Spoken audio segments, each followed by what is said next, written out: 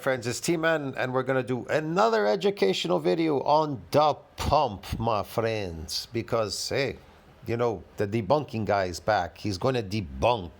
He's gonna debunk NCBI and PubMed. They're all wrong what they're talking about. Whatever. So yeah, recently I started just posting some stuff from AI, not NCBI. You know, I always post stuff from NCBI, PubMed. But you know, I post sometimes this AI stuff because that's pretty accurate. It's accurate. All right. Anyways, so AI overview. So gonna go over this about the pump. So it says no, a muscle pump does not directly produce myofibrillar growth, because that's the question I asked at the top, right? While a pump can of course, how can a pump create myofibrillars? That's ridiculous. But anyways. It can contribute to muscle size by increasing fluid within the muscle, and we call that, how does it hypertrophy the sarcoplasm? That's right, sarcoplasmic hypertrophy. That would be considered a type of artificial muscle growth that isn't based on myofibrillar growth, so it's artificial. What do they mean by artificial? Well, your muscles blew up like a bicycle pump. Get it? Use a bicycle pump. You attached it to your muscles and you pumped it up. Anyways, the primary driver of myofibrillar growth, which involves the actual increase in muscle fiber size and number, is heavy resistance training that creates high mechanical tension on the muscle fibers, not just the feeling of a pump. You get it? There's nothing wrong with a pump. I mean, if you eat carbohydrates, you know, especially complex, you definitely are going to get this pump. Can it aid in when you're trying to get muscles to damage? Can it aid in damaging them? Yeah, because it's going to create space there inside the sarcoplasm. That fluid is going to build up, and when you're lifting weights and moving them, it's going to, it's there. There's like, it's using up space, so it aids in getting these muscles to damage a lot easier, I would say, okay? So, yeah, there's nothing wrong with that. Me personally, I just eat meat, okay? I just eat animal products. But if I were to get this pump, the only thing I would add is potatoes. Definitely not rice, because it's got arsenic. It would be potatoes because they're naturally occurring type of root. They're not engineered by man. But yeah, I would use a complex carbohydrate called potatoes. But you don't want too much of it, man. You know what I mean? That's all. Anyway. And it acts as an energy source. And it spares protein to build muscle and whatever, because it's there. And it doesn't spike insulin. Complex carbohydrates do not spike insulin, but whatever. But me personally, I'm not doing that because I'm an older person. I can't do any of these things, but whatever. That's for younger people. So key points to remember. So we're not compressing our muscles concentrically. We are using high mechanical tension eccentrically. Yeah, not compressionally. Anyways, key points to remember: pump versus myofibrillar growth. The pump is primarily caused by increased blood flow to the muscle. Well, leading to temporary swelling, while myofibrillar growth involves that's what most people that are adapted in the gym, they're just swelling their muscles. They're walking around with swollen muscles. And the more you do this complex carbohydrate, the more the sarcoplasm will increase. You can keep coming and adding more to it, providing that glycogen synthesis exceeds that breakdown.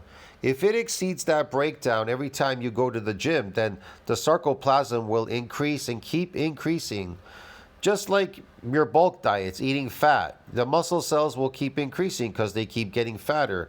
So the muscles, they blow up with the sarcoplasm, the fat cells blow up triglyceride, and you keep getting fatter, bulking, fatter, bulking, whatever. But you're not building any muscles because your muscles are adapted. Then you get these people, they say, well, you need to bulk to build muscles. See what I mean? Oh, there's another way to build muscles. We bulk, and if we bulk, it's like carrying a weighted vest, and therefore the muscles will grow because of the bulking. Well, some people don't even understand what that means, bulking. To them, they think, well, if I bulk, the muscles will grow. No, the muscles don't grow from the bulking. You get fat from bulking, and your muscles expand due to the amount of weight that you're carrying, the excessive weight because of gravity. See what I mean? And then people think, well, if I when I lose all the fat, I should be able to keep the gains that I got from carrying all that fat around that got my muscles to expand due to gravity. But whatever, man. This is funny. It's funny. It's not donating any more nuclei to support that growth. What happens is they're overstimulated now to create more of it. The older people that already have nuclei, I've done these reports already in science, I talked about it, where you can get a little bit more, excessively more of something. It's not going to donate any more nuclei. Okay. So leading to temporary swelling with myofibrillar growth involves the actual structural, where myofibrillar growth involves the actual structural changes within the muscle fibers, which is more directly linked to strength gains. Yeah. Importance of mechanical tension. To stimulate myofibrillar hypertrophy, focus on exercises that create high mechanical tension. And what would that be? High mechanical tension. Eccentric exercise is associated with high mechanical tension. Get it? Within the muscle fibers. Yeah. Usually achieved with heavier weights and lower repetitions. Well, I wouldn't say lower repetitions. Definitely heavier eccentric loads, but the repetitions should be around, whatever you could manage. Sometimes it could be 8, 10. As long as you go above around 8 to 10 to 12, okay, repetitions. That is important. Do what is comfortable for you. That's what I say. And just do enough till you get it to damage. That's all. So you can get myofibrillar growth. Anyways, where was I?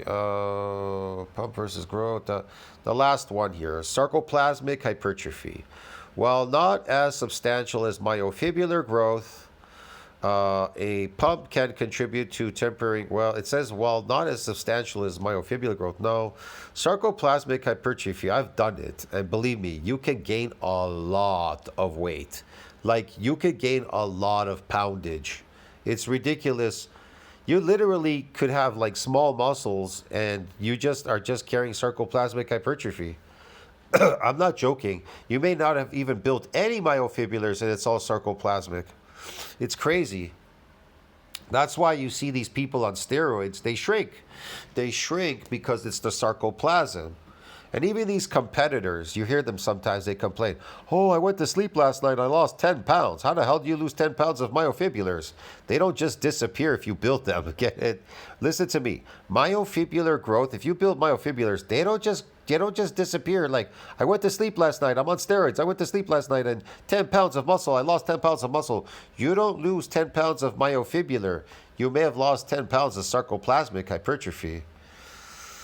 So whatever, like these phony bodybuilders and powerlifters and shit and strongmen carrying so much sarcoplasmic hypertrophy in their muscles, like what's his name, Devon Larratt right now. He's like, oh, I'm 303 pounds or something, 300 pounds, bro. He's fat, and he's carrying a lot of fluid in his body. It's not based on myofibrillar growth. It's so all that excessive weight that he's carrying is simply causing his muscles and bones to expand because gravity. You get it, dude? But is this healthy to carry all that fat and goop in your body? No, not at all. It's not. See what I mean? It's only going to expand the muscles so much. There's not going to be a lot of expansion there, depending on how much more fat and weight you carry on your body. See what I mean? Anyway, so yeah, Levon, this guy Levon, look at him. He's like on an air support or something. That guy Levon Sangashvili, he weighs like almost, I don't know, he's close to like 400 pounds. That's a lot of weight to carry. So a lot of his muscle too is expanded because of all the amount of garbage weight he carries expands his muscles, not just from the lifting weights, but from carrying 400 pounds. Do you know what it's like to carry 400 pounds around, walk around weighing 400 pounds? Well, go and find out, and you'll see how it is. I've never weighed 400 pounds, so that's crazy. But I do know for a fact that if I gain a lot of junk weight, my muscles definitely are going to feel a lot stronger.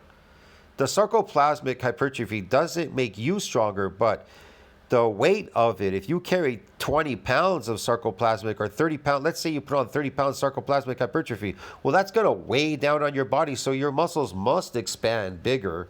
See what I mean? That's 30 pounds you got to carry around. You ever walk around with 30 pounds in a knapsack? Go find out what that's like, bro. It's crazy. You're going to be like totally exhausted. Anyways, tell me what you think about that. I'll see you in the next video. Like, subscribe, support the channel. Sarcoplasmic, the pump. I told you, it's fake muscles. A lot of people do this in the gym. They're hypering and atrophying all the time. They're just swelling their muscles up with this shit, and it's ridiculous, man. They're just wasting their time walking around with pumps all day and then going back to the gym and repumping themselves. See you in the next one. Ciao. That is just insanity, dude.